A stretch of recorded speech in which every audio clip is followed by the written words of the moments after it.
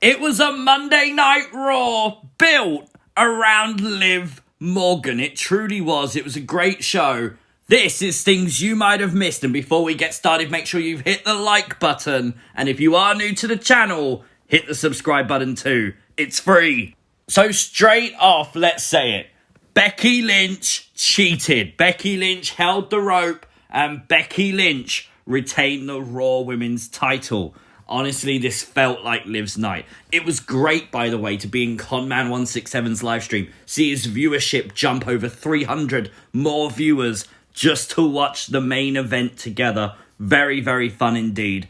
Obviously, this was probably everyone's emotion when Liv lost that match. But let's not take it away. Liv had a huge match tonight, and she said it. It's not over. Just as the camera ended, just as the Raw show finished, Liv said, it's not over. WWE actually showed the tweet Liv posted earlier with Trish Stratus's message saying, I'm so excited for you, this time the blonde wins. It's just an example of the support that Liv Morgan was getting. WWE knew it as well. Before the match, they played this whole video vignette from Liv Morgan's history, her past. Great to see that. And I do think they're building Liv Morgan. I don't think this is it. And yes, I'm angry she didn't win the title tonight, of course. But I think day one, WrestleMania. Could you imagine Liv Morgan winning the Royal Rumble? Like, these are now strong possibilities because of her position. Let's be honest, she's facing Becky Lynch. She's not just in there with Dana Brooke. You know, she's not. She's in there with probably the best women's wrestler on Raw. So, you know, she had a great spectacle match, great moves.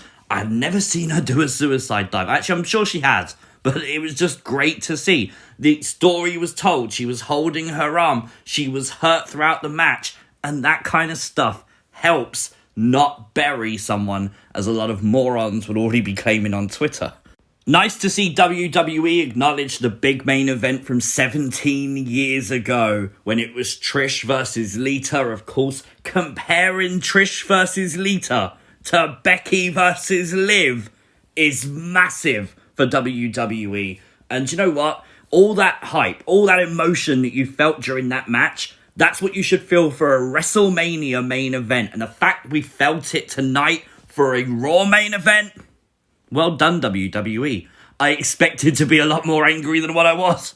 And with all this hype, I do think WWE will pull that trigger relatively soon. So I'm still hyped for Liv Morgan. Let's see what happens next. But I suppose I really should move on to the rest of Raw. There was another 2.5 hours of content on this show. Honestly, the start of Raw, though, was really good. I love the video packages they did with, like, the promos between, like, Big E and Kevin Owens. And I thought that was a fun way to start Raw. Just before their steel cage match, it hyped you up for that match before it started. Of course, the first one they played was Seth Rollins. And Seth was talking about getting the title back, tying in day one's main event as well. I like that. Raw's main event anyway. That was cool. And anyway, who doesn't like a steel cage match kicking off Monday Night Raw? Honestly, it was so much fun. Big E versus Kevin Owens. And Owens did not want to be in there. He was trying to escape. Big E was trying to basically torture him during the match, which was quite fun. Owens, though, did have a good showing, but Big E was the one, I think, who went over more, doing a top rope big ending before exiting the cage for the win. Thought that was cool. And then we came back from commercial and Big E's out cold. I had no idea what was going on. And I don't think anyone did. Twitter looked very confused. But then we found out it was Bobby Lashley. And I like this because once again, during a commercial break, anything can happen. Just because they're at commercial, why wouldn't Lashley attack? And Lashley attacked Owens too. So maybe, is Bobby Lashley going to get added to that day one main event? Could it be a fatal four-way? Maybe. I think that would be great. I'd love to see that. Later on in the night, MVP would confirm that this was done because Lashley felt disrespected that they're having a WWE title match and he's not involved. Now, the other big thing on the show, without a doubt, was the fact Randy Orton is pissed at Matt Riddle. Of course, Randy Orton basically was made to wear this blazer. Honestly, it should have had the Rk-Bro logo on it because WWE could have sold this as Rk-Bro sat ringside for the actual first ever Rk-Bro-nament. And I loved it. It was quite fun, to be fair. There's a reason for these matches to happen. Obviously, we know the winner will face Rk-Bro, so that's always good. I think we took one more step closer to Nikki ASH turning heel this week. Of course, she lost to Zelina Vega. She went backstage. And out of nowhere, this person appeared. No idea who she is, so long-time fans of the channel will know exactly what we have to say now. Who the are you? Well, it was a fan who wanted Nikki ASH's autograph. So we thought. And then she said, no, not you. It was Jerry the King Lawler. The King is back. And King kind of insulted Nikki a bit, offering her an autograph. So she was a little bit angry with that one. Is that a start of the heel turn, maybe? Now, we have to talk about what happened with Jeff Hardy, because a lot of people are talking about it. Obviously, at a WWE live show, Jeff Hardy made the hot tag, rolled out of the ring, and then just randomly walked through the fans. Obviously, reports came in that after this, he was sent home. Fans having no idea why. There was a lot of speculation. A lot of people are talking about the fact he was holding his stomach before the match. Maybe he's got a virus or something. That's very plausible. Some people are saying a concussion. I don't know. The other reasons is his past. I've got no clue. But honestly, from the channel, and I'm sure all of you too, just best wishes to Jeff Hardy. Hope you're back soon, dude. It looks like AJ Styles and Omos are going to be splitting up soon again. AJ lost the match by countout. Sorry, it's Omos that lost the match by countout. Kind of due to AJ Styles a little bit. And Omos, the big man, he was pissed. And he just walked away from AJ. This is obviously after that tag match in that tag team tournament. And honestly, I think they are splitting. I wouldn't be shocked if they really split towards the Rumble. Maybe head towards a WrestleMania match. But here we go. Things you might have missed trivia time. What was it that made Bianca Belair's face look like this? Well, it was Doudrop telling Bianca Belair to kiss her you-know-what. Trying to remain PG here. But yeah, Doudrop walked out of the match, got counted out. So obviously this feud is not done yet.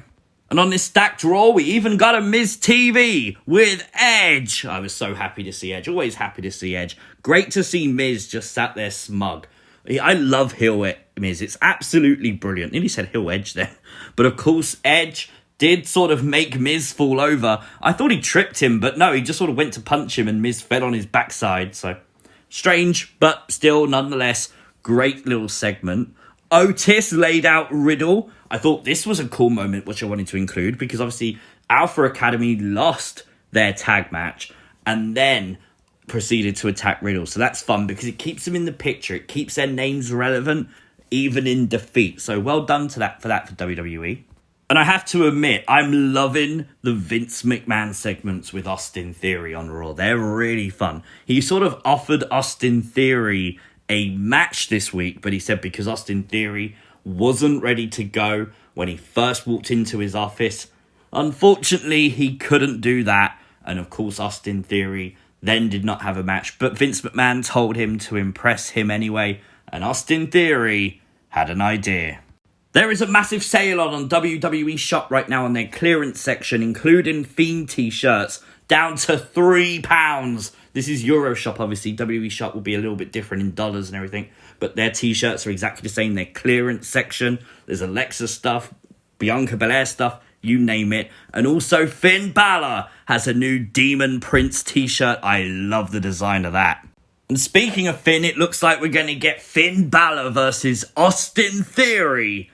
I'm so excited for that match. I think that match will be absolutely brilliant. And we cannot forget that Veer Mahaan is still coming to Monday Night Raw. But this Raw was 100% about Liv Morgan. And honestly, I think they made a star tonight. I loved Raw. I thought it was a very fun show. For me, I'm going to give it a 9 out of 10. I thought the matches were good. The stories were good. It's set up for good for the pay-per-view and for next week. I really, really enjoyed it. Let me know your thoughts down below. Leave a like, share the video, subscribe to the channel if you're new, check out the videos on screen, and I'll see you next time.